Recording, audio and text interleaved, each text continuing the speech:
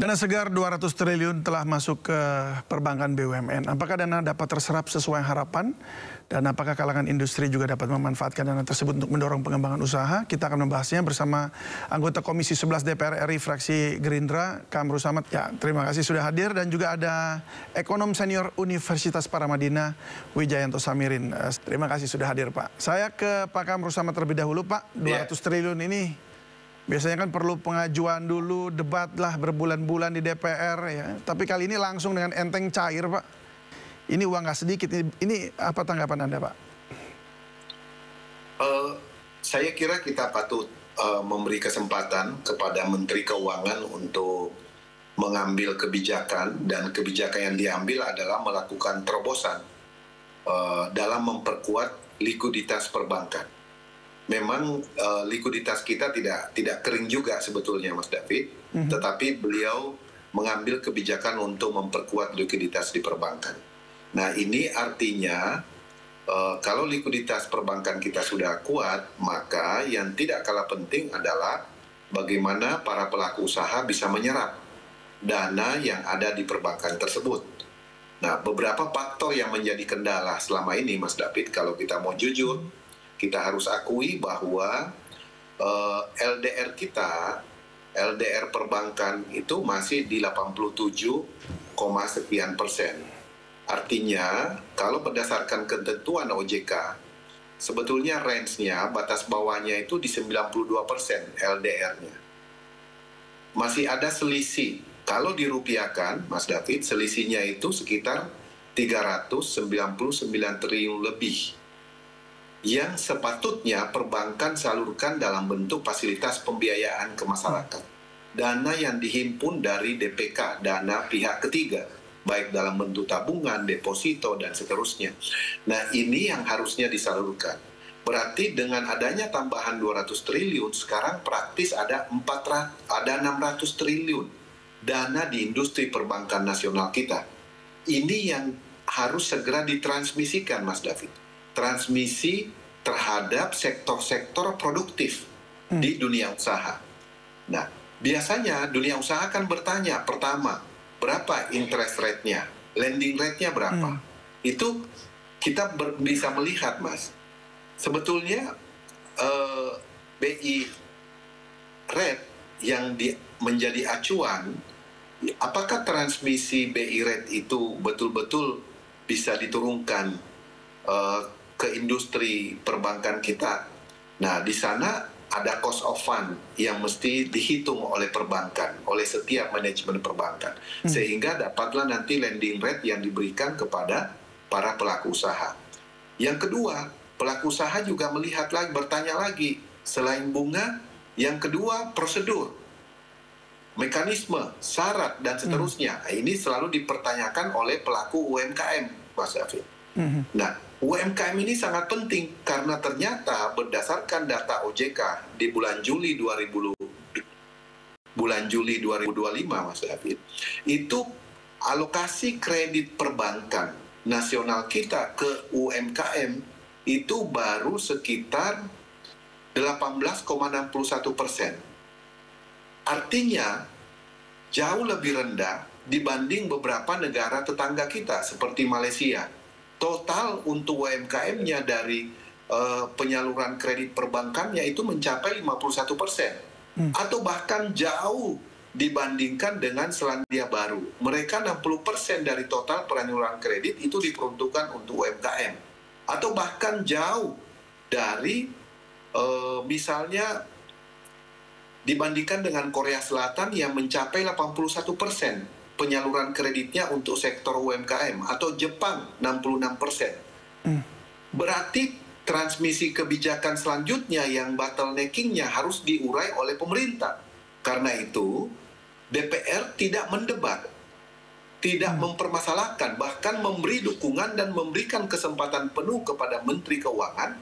Nah, sekarang kita dorong Menteri Keuangan selaku koordinator KSSK, ya, Komite Stabilitas Sektor Keuangan, untuk bersama-sama dengan OJK, LPS, Bank Indonesia, gimana caranya transmisi kebijakan ini bisa segera sampai ke dunia usaha, sehingga bisa mempengaruhi daya dorong perekonomian kita. Itu Mas David. Baik, tapi ini secara aturannya DPR tidak mempersoalkan. Tidak dipersoalkan, tapi sudah ada dasar yang positif. Sudah ada aturan turunannya dari undang-undangnya atau dasar hukumnya apa gitu sudah ada, Pak? Kalau keputusan Menteri Keuangan yang surat nomor 276 ya kalau nggak salah, mungkin Dr. Samirin 276 ya surat keputusannya, kita belum tahu turunannya seperti apa. Makanya kita lihat nanti apakah ada PMK, peraturan Menteri Keuangan tentang hal tersebut. Biasanya Direktorat Jenderal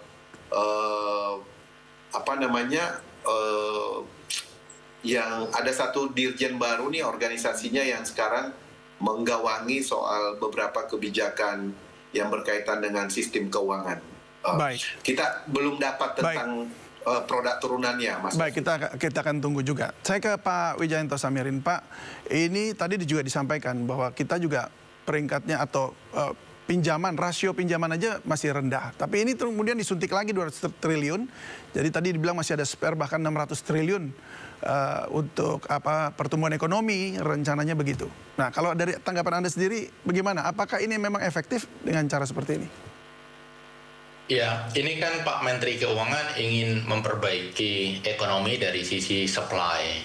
Tetapi kita juga harus lihat permasalahan kita selama ini kan permasalahan dari sisi demand.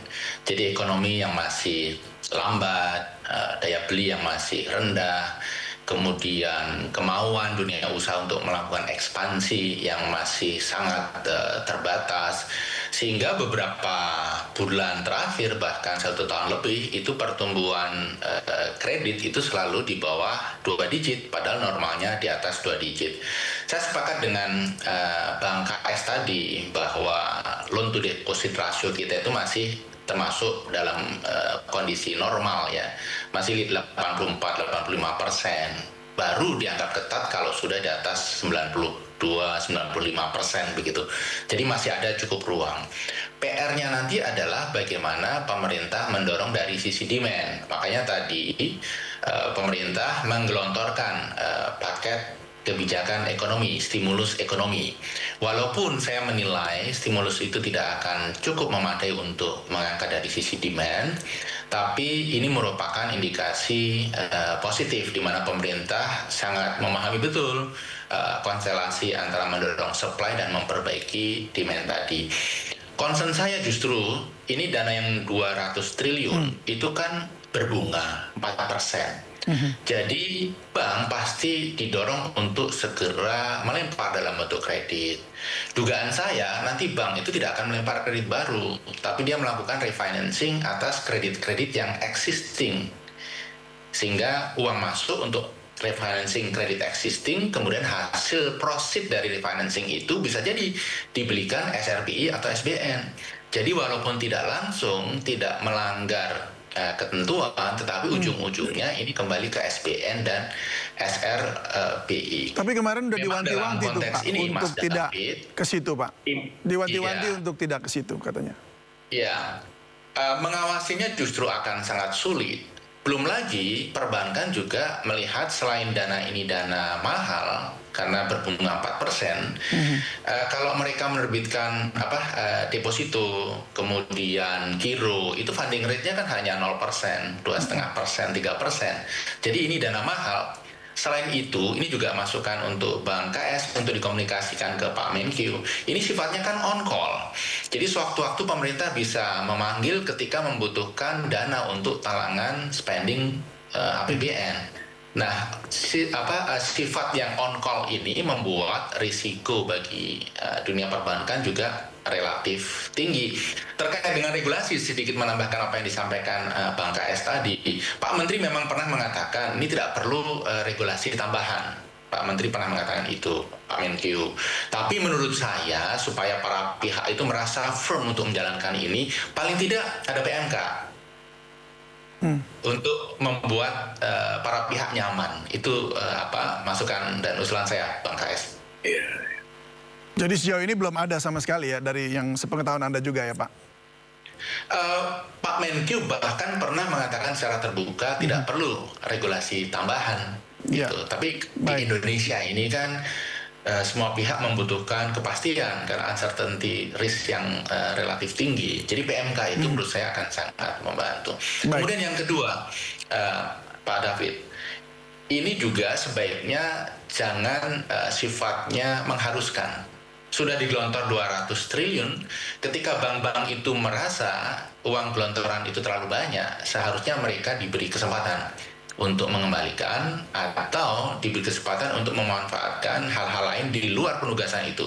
Karena kalau ini sifatnya pemaksaan, maka yang terjadi adalah pertama inefisiensi, kemudian yang kedua risiko tambahan bagi bank-bank himbara yang sebenarnya tidak perlu. Baik, Menteri Keuangan Purbaya Yudi Sadewa mengkoreksi berita bahwa